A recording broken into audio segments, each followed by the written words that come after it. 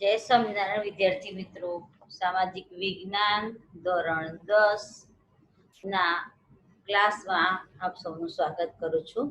મિત્રો, આપણે સામાજિક વિજ્ઞાનના ભૂગોળ વિભાગમાં પ્રકરણ 8 આપણે જોતા હતા. એની અંદર કુદરતી સંસાધનો. કુદરતી સંસાધનની અંદર આપણે જમીનના પ્રકારો વિશે ચર્ચા કરી ચૂક્યા છીએ. તો ભારતની જમીનને કુલ 8 વિભાગમાં વિભાજિત કરેલી છે. કૃષિ સંશોધન સંસ્થા Indian council of agriculture research દ્વારા કુલ 8 ભાગમાં વિભાજિત કરેલી છે. 8 ભાગની આપણે ચર્ચા કરી ચૂક્યા છીએ. 8 પ્રકારની જમીન છે.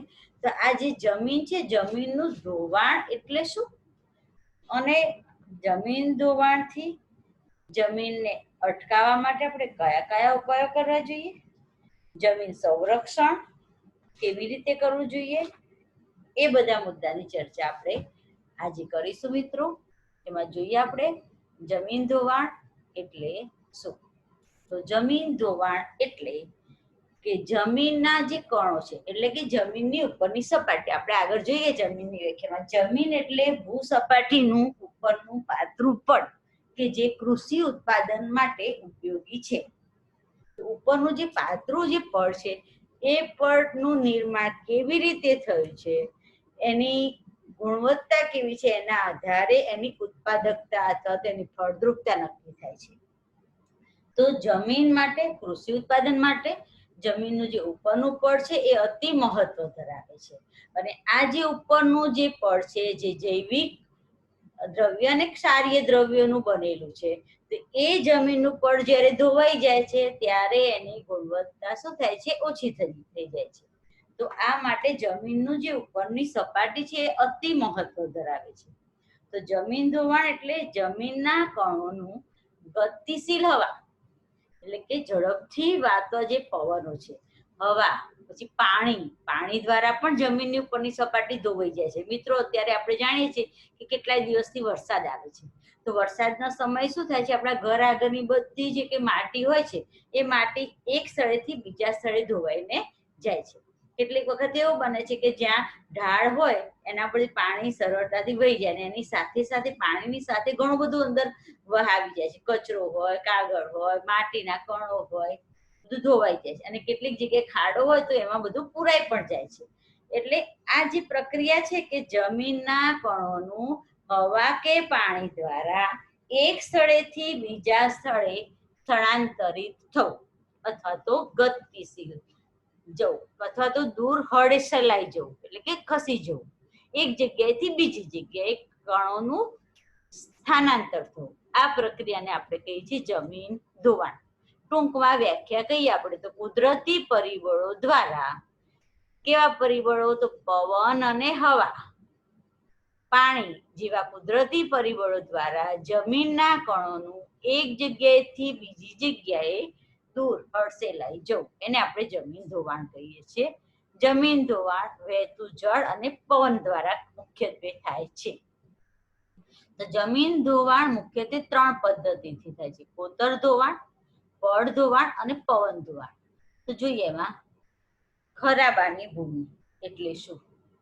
તો જમીન ધોવાણ દ્વારા જમીન કૃષિ માટે બિન ઉપયોગી બને છે. જે મેં પહેલા જ કીધું, ઉપરનું જે પડ છે એ કૃષિ ઉત્પાદકતા માટે અતિ મહત્વ ધરાવે છે. કારણ કે ઉપરનું જે પાતળું પડ છે, જેને આપણે જમીન કહીએ છીએ, જમીન નિર્માણની પ્રક્રિયામાં જોઈ ગયા છીએ કે મૂળ ખડકોના ખવાણ અને ધોવાણના પરિણામે નાના નાના કણોમાં રૂપાંતર થાય છે. એની અંદર જૈવિક દ્રવ્યો ભળે છે, અને ખનિજ દ્રવ્યો અને જૈવિક દ્રવ્યોનું મિશ્રણ દ્વારા જે સપાટી બને છે એને આપણે જમીન કહીએ છીએ. એ કૃષિ ઉત્પાદન માટે અતિ ઉપયોગી છે. પણ એ જ્યારે ધોવાઈ જાય છે ત્યારે એની ઉત્પાદકતા નષ્ટ થાય છે, માટે એને આપણે ખરાબાની ભૂમિ કહીએ છીએ. એટલે પ્રશ્ન પૂછાય એક માર્ક્સમાં કે ખરાબાની ભૂમિ એટલે શું. તો જમીન ધોવાણ દ્વારા જમીનના કૃષિ માટે જે બિનઉપયોગી બને છે, તો જમીનનું ઉપરનું પડ ધોવાઈને બિનઉપયોગી બને છે જમીન, એને આપણે ખરાબાની ભૂમિ તરીકે ઓળખીએ છીએ. ચંબલની ખીણમાં આ પ્રકારની જે જમીન છે, ચંબલ જે નદી છે એનો જે ખીણ પ્રદેશ છે, ત્યાં પાણીના પ્રવાહ દ્વારા ખીણનો ઘણો બધો જમીનનો ઉપર ધોવાઈ ગયું છે અને એના પરિણામે કેટલાક કોતરો રચાય છે, જેને આપણે કોતર ભૂમિ તરીકે પણ કહીએ છીએ, જે નદીઓના ખીણ પ્રદેશમાં રચાય છે. એવી જ રીતે રણ પ્રદેશમાં પવનો દ્વારા ધોવાણ થાય છે. નદીઓના ખીણ પ્રદેશમાં વહેતા જળ દ્વારા જો ધોવાણ થાય છે, વહેતા જળ દ્વારા જે ધોવાણ થાય છે અને જે ભૂમિ રચાય છે એને આપણે કોતર ભૂમિ કહીએ છીએ. અને પવન દ્વારા જે ધોવાણ થાય છે એ ખાસ કરીને રણ પ્રદેશોમાં થાય છે, એને આપણે પડ ધોવાણ કહીએ છીએ. તો રણ પ્રદેશમાં પવનો દ્વારા રેતીના કણો એક જગ્યાએથી બીજી જગ્યાએ નિક્ષેપ થાય છે, એટલે કે બીજી જગ્યાએ પ્રત્યારોપણ થાય છે અને ભૂમિ કૃષિ માટે બિનઉપયોગી બને. આપણને એમ થાય કે રણ પ્રદેશની રેતીના કણો બીજી જગ્યાએ જાય અને કેમ બિનઉપયોગી બને? કારણ કે આપણે આગળ રણ પ્રકારની જમીનમાં જોઈ ગયા છે કે રણ પ્રકારની જમીન છે એ જમીનમાં ક્ષારીય તત્વોનું પ્રમાણ વધારે છે. રેતાળ જમીન છે એમાં જૈવિક દ્રવ્યનું પ્રમાણ ખૂબ જ નહીવત છે અને ક્ષારીય તત્વવાળી જે ઉપરનું પડ છે એ હળેસે લઈને આગળ જે ફળદ્રુપ જમીન ઉપર પથરાઈ જાય, એટલે શું થાય? જે ફળદ્રુપ જમીન છે એના ઉપર ક્ષારીય તત્વોનું પડ બની જાય અને એ જમીન પણ કેવી બને? ખરાબાની ભૂમિમાં પરાવર્તિત થાય છે. એટલે એ કૃષિ માટે કેવી બને છે? બિનઉપયોગી બને છે. તો આ રીતે જે જમીનનું ધોવાણ પાણી દ્વારા, પવન દ્વારા જે જમીન ધોવાણ થાય છે એને આપણે કઈ રીતે અટકાવી શકીએ? કારણ કે કૃષિ માટે આ બધી જમીન બિનઉપયોગી બને તો એ આપણા માટે ખૂબ જ નુકસાન કરતા બને છે. એવું ન થાય એ માટે જમીનનું ધોવાણ અટકાવવું જરૂરી છે. તો જળથી વહેતા જળની તીવ્રતા, પાણી જેટલું ઝડપથી વહી જતું હોય, જેટલો પાણીની ઝડપ વધારે હોય એટલું એની સાથે વધારે ઢસડી જાય છે. તેની તીવ્રતાને ઓછી કરવી હોય, પાણીના વહેતાને અટકાવવું હોય, વહેણને અટકાવવું હોય તો શું કરવું પડે? આપણે ઘર આગળ જ્યારે ચોમાસામાં પાણી ખૂબ જ વહી જતું હોય, ઘર આંગણાની માટી ધોવાઈ જતી હોય, તો ખેતરની માટી ધોવાઈ જતી, આપણે શું કરીએ? ત્યાં પાળા બાંધી દઈએ છીએ, બરાબર? અથવા તો વૃક્ષો વાવી જ્યાં વચ્ચે આર્થિક વસ્તુ આવે એટલે એનો વેગ શું થઈ જાય? અટકી જાય, અવરોધે એને. એટલે જળ વહેણની તીવ્રતાને ઘટાડવા માટે નાના નાના બંધો બાંધવા જોઈએ, વૃક્ષારોપણ કરવું જોઈએ. કારણ કે વૃક્ષ હોય તે વૃક્ષ એ વહેણને કે પવનને શું કરે છે? અવરોધે છે. પાણીને પણ અવરોધે છે, પવનને પણ અવરોધે છે. અવરોધાય એટલે એનો વેગ ઓછો થઈ જાય, વેગ ઓછો થઈ જાય એટલે એની સાથે જે કઈ દ્રવ્યો ઘસેડાઈ જતા હોય એ ત્યાં અટકી જાય અથવા તો એનો પ્રવાહ ઓછો થઈ જાય. એટલે વૃક્ષારોપણ કરવું જોઈએ, આડા બંધ બાંધવા જોઈએ. વૃક્ષારોપણના કાર્યક્રમમાં લોકોને સહભાગી બનાવવા જોઈએ. જ્યાં સુધી લોકો સહભાગી બને તો જ આ કાર્ય સરળ બને. અહીંયા આપ બતાવ્યું છે કે આડ બંધો બાંધીને પાણીને વહેતું અટકાવીને ધોવાણ અટકાવી શકાય, પૂરને નિયંત્રિત કરી શકાય. પૂરથી ઘણી બધી જમીન ખરાબાની ભૂમિમાં પરાવર્તિત થતી છે. એવી જ રીતે આજે જમીનનું ધોવાણ થાય આવી રીતે વૃક્ષ મેખલા રણની આગળ કરવામાં આવે તો રણની માટીને અવરોધે એટલે માટી આગળ ખસે નહીં અને રણ ત્યાંથી આગળ વધતો અટકી જાય અને આગળની જે ફળદ્રુપ જમીન છે એની ફળદ્રુપતા જળવાઈ રહે. ભારતનો ભૂમિ ઉપયોગ. તો ભારતની જે કુલ જમીન છે એ જમીનનો ઉપયોગ આપણે કઈ રીતે કરીએ છીએ? તો ભારતની જે કુલ ક્ષેત્રફળ, ભારતનો કુલ જમીન વિસ્તાર છે 32.8 લાખ ચોરસ કિલોમીટર. આ બહુ જ મહત્વનો મુદ્દો છે મિત્રો. જનરલ નોલેજ માટે પણ ઉપયોગી છે. ક્યારેક તમે ભવિષ્યમાં કોમ્પિટિટિવ એક્ઝામ આપો તો પણ આ પાઠ અતિ મહત્વનો છે. એમાં ઘણી વખત આ બધા પ્રશ્નો પૂછાતા હોય છે કે ભારતનું કુલ ક્ષેત્રફળ કેટલું? તો 32.8 લાખ ચોરસ કિલોમીટર એટલી જમીન ભારત પાસે છે. આ કુલ જમીનમાંથી જેટલો જમીન વિસ્તાર છે ભારતનો એ કુલ જમીનમાંથી 93% એટલે 93% જમીન ઉપયોગમાં લેવાય છે. કેટલા ટકા? 93%. અને એ 93%ના 46% ભૂમિમાં વાવેતર થાય છે. જેટલી ઉપયોગલક્ષી જમીન છે ભારતની એના 46%માં વાવેતર થાય છે. સ્પષ્ટ વાવેતર હેઠળ અહીંયા આ ચિત્રમાં બતાવ્યું છે કે એમાં આપણે કૃષિ પાક લઈ શકીએ છીએ. 22% ભૂમિ ભાગમાં જંગલો છે. કેટલા ટકા? 22% ભૂમિ ભાગમાં.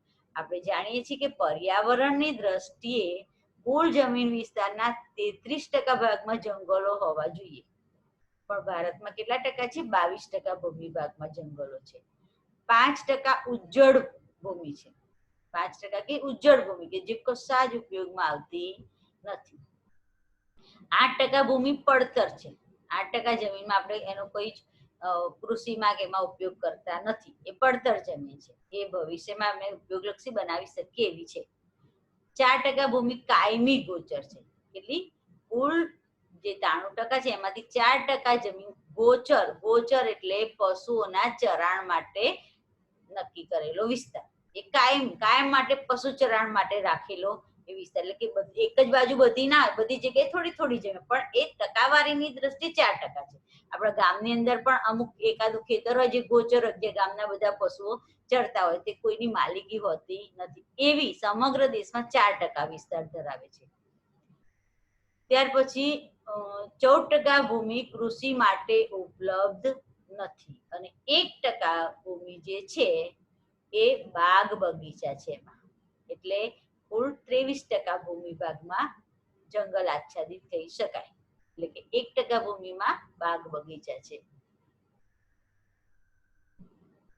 ભારતમાં વાવેતર વિસ્તાર હેઠળની 16% ભૂમિમાં 1 કરતા વધુ વખત પાક લેવાય. જે વાવેતર હેઠળની આ 46% જમીન છે એ 46% માંથી 16% ભૂમિ ભાગમાં 1 કરતા વધુ વખત કૃષિ પાક લેવાય છે. એટલે કે ચોમાસુ પાક લેવાય, શિયાળુ પાક લેવાય, ઉનાળુ પાક લેવાય. એટલે એ જમીનમાં વર્ષ દરમિયાન 1 થી વધારે વખત કૃષિ ઉત્પાદન લઈ શકાય છે. બાકીની જમીનમાં લેવાતું એક જ વખત લેવાય છે. ભારતના જુદા જુદા રાજ્યોમાં ખેતીલાયક જમીનનું પ્રમાણ જુદું જુદું છે. બધે સરખું છે નહીં. દરેક રાજ્ય પ્રમાણે એનું પ્રમાણ જુદું છે. પંજાબ અને હરિયાણા, ભારતની અંદર ઉત્તરમાં પંજાબ અને હરિયાણા આ 2 રાજ્યો એવા છે કે ત્યાં કુલ જે આ રાજ્યોનો જમીન વિસ્તાર છે એના 80% ખેતીલાયક જમીન છે. એ સૌથી વધારે ખેતીલાયક જમીન હોય તો શેમાં છે? પંજાબ અને હરિયાણામાં. આ પ્રશ્ન છે જનરલ નોલેજનો. અરુણાચલ, મિઝોરમ, આંદામાન નિકોબાર અને મણિપુર, આ જે રાજ્યો છે, દાખલા આ બધા રાજ્યો મુખ્યત્વે કેવા છે? પર્વતીય વિસ્તારો છે, જંગલ વિસ્તારો છે. ત્યાં માત્ર 10% કૃષિ જમીન માટે ઉપયોગી છે. કેટલી? 10%.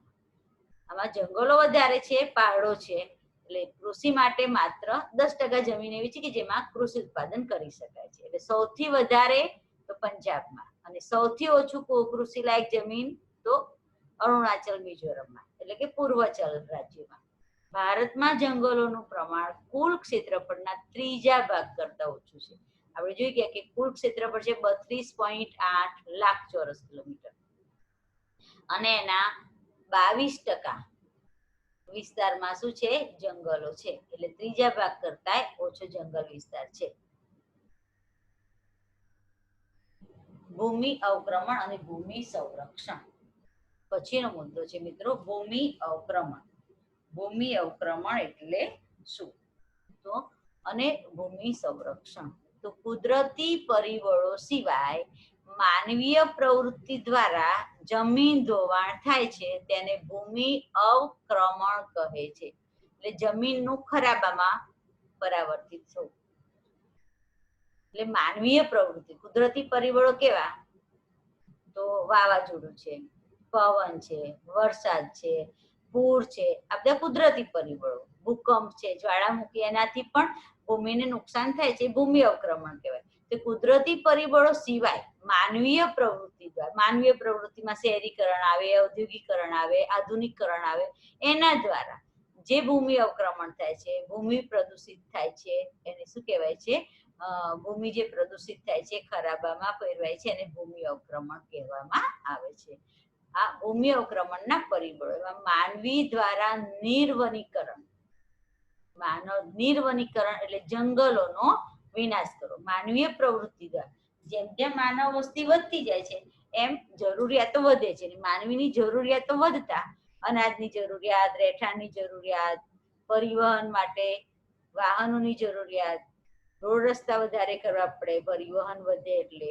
તો આ બધા જ આધુનિકરણના પરિણામે જંગલોનો વિનાશ કરવામાં આવે છે. જંગલોના ભોગી છે. આ બધો જ વિકાસ શક્ય બને છે એટલે એને કહે છે નિર્વનીકરણ. પશુઓ થકી અતિચરાણ. થી પણ ભૂમિ અવક્રમણ થાય છે. વન્ય ક્ષેત્રોના વ્યવસ્થાપન સંદર્ભે લાપરવાહી, જંગલ ક્ષેત્રોનું વ્યવસ્થાપન યોગ્ય રીતે ના થાય તો પણ જંગલોનો વિનાશ થાય છે. માનવી દ્વારા થતી ખનન પ્રવૃત્તિ, ઔદ્યોગિકરણથી થતું પર્યાવરણીય અવક્રમણ જે જમીન અને પાકોને નુકસાન કરે છે અને એનાથી ભૂમિ અવક્રમણ થાય છે. ભૂમિ ધોવાણ અટકાવવાની કેટલીક પદ્ધતિઓ અથવા ભૂમિ સંરક્ષણના ઉપાય, આવી પ્રશ્ન 3 માર્ક્સમાં પૂછાય છે મિત્રો કે ભૂમિ ધોવાણની પદ્ધતિઓ જણાવો અથવા તો ભૂમિ સંરક્ષણ માટેના ઉપાયો જણાવો. તો ભૂમિ સંરક્ષણ અથવા તો ભૂમિ અવક્રમણ અટકાવવા માટે એક તો જમીનનું ધોવાણ અટકાવવું પડે. જમીનનું ધોવાણ અટકાવવા માટે પર્વતીય વિસ્તારમાં સીડીદાર ખેતરો, અહીંયા આપણે જોઈ શકીએ જે આ ઢોળાવવાળો વિસ્તાર છે પાડો, ત્યાં પગથિયાવાળી ખેતી, સીડીદાર એટલે સ્ટેપ પાડેલા છે ખેતરોમાં, એવા ખેતરો, કારણ કે સ્ટેપ પડે એટલે પ્રવાહ પાણીનો વેગ કેવો થઈ જાય, ધીમો થઈ જાય, ધીમો થઈ જાય એટલે એનું ધોવાણ ઓછું થઈ જાય. ઢોળાવાળા વિસ્તારોમાં વૃક્ષારોપણ કરવું, જે આપણે આગળ જોઈ ગયા છીએ. આડબંધ બાંધવા, વૃક્ષોની રક્ષક મેખલા બનાવી, રક્ષક મેખલા એટલે વૃક્ષોની હારમાળા બનાવી. પશુ ચરાણને અટકાવી શકાય. રણને આગળ વધતું અટકાવવા માટે કાંટાળા વૃક્ષો ઉગાડવા. મિત્રો કેમ રણમાં કાંટાળા જ વૃક્ષો? કારણ કે રણ પ્રદેશની અંદર વરસાદનું પ્રમાણ ઓછું હોય છે, એટલે કાંટાળી વનસ્પતિની એક ખાસિયત છે કે ઓછા પાણી દ્વારા પણ એ લાંબો સમય સુધી ટકી રહે છે. કાંટાવાળા જે વૃક્ષો છે એના મૂળ જમીનમાં ઊંડે સુધી જાય છે. એના પાંદડા કેવા હોય છે? ટૂંકા અને જાડા. એના પરિણામે બાષ્પોત્સર્જનની પ્રક્રિયા બહુ ઓછી થાય. બાષ્પોત્સર્જનની પ્રક્રિયા ઓછી થાય એટલે એને પાણીની જરૂરિયાત ઓછી પડે. એટલે એવી જ વનસ્પતિ રણમાં ઉગાડવામાં આવે તો વૃક્ષો ટકી રહે. એટલે કે આગળ વધતું અટકાવવા માટે તે કાંટાળા વૃક્ષો, બાવળ, બોરડી, થડ જેવા વૃક્ષો ઉગાડવા જોઈએ. ખનન પ્રવૃત્તિ ઉપર નિયંત્રણ કરવું જોઈએ. એટલે ખોદકામની પ્રવૃત્તિ ઓછી થાય તો જમીનનું અવક્રમણ ઓછું થાય. ઉજ્જડ ભૂમિ માટે યોગ્ય વ્યવસ્થા, જે ઉજ્જડ ભૂમિ છે, બિનઉપયોગી જમીન છે, ત્યાં વૃક્ષારોપણ, સામૂહિક વન વિસ્તાર વધારવો જોઈએ, સામૂહિક વૃક્ષારોપણનો કરવા જોઈએ. તો આ રીતે જમીનનું ધોવાણ અટકાવી શકાય, જમીનનું સંરક્ષણ કરી શકાય. મિત્રો અહીંયા આપણે આ પાઠ પૂરો થાય છે. આપણે આપણી ભારતની જે જમીન છે, જમીનનું ઉપરનું પડ છે અતિ મહત્વ ધરાવે છે, તો જમીનનું સંરક્ષણ કરવું, વન સંરક્ષણ કરવું આપણા સૌની સહિયારી જવાબદારી છે. એ આપણે બધાએ સારી રીતે નિભાવવી જોઈએ. મિત્રો અહીંયા મેં નીચે નકશો આપ્યો છે, અહીંયા જમીનના પ્રકાર નકશો છે ને, પરીક્ષામાં પૂછી શકાય ક્યારે કે કાપની જમીન દર્શાવતો વિસ્તાર બતાવો. તો અહીંયા જુદા જુદા રંગથી કયા વિસ્તારમાં કઈ જમીન છે બતાવી. દાખલા તરીકે પર્વતીય જમીન, તો આ જે વિસ્તાર છે હિમાચલ પ્રદેશ, કાશ્મીર, જમ્મુ કાશ્મીર, તો આ પહાડો છે, હિમાલયની હારમાળા વાળા વિસ્તારો છે, તે પહાડી જમીન છે. ત્યાર પછી આ રણ પ્રકારની જમીન છે, રાજસ્થાનનો વિસ્તાર. ત્યાર પછી કાળી જમીન છે, અહીંયા દખણના ઉચ્ચ પ્રદેશમાં આ કાળી જમીન છે. રાતી જમીનના વિસ્તારો બદલે લેટેરાઇટ જમીન એટલે પડખાવ જમીન છે, આ જે ગ્રીન જેવું બતાવ્યું છે. એટલે આ બધા નકશો બરોબર ધ્યાનથી જોશો અને તમારી નકશા પોથીમાં પૂરજો મિત્રો. અને નીચે જે સ્વાધ્યાય આપ્યું છે, આ સ્વાધ્યાયના પ્રશ્નો પણ લખશો સ્વાધ્યાયની નોટમાં જવાબ સાથે, અને તૈયાર કરશો એવી અપેક્ષા સાથે હું આપણું આ લેક્ચર પૂરું કરું છું. જય સ્વામિનારાયણ.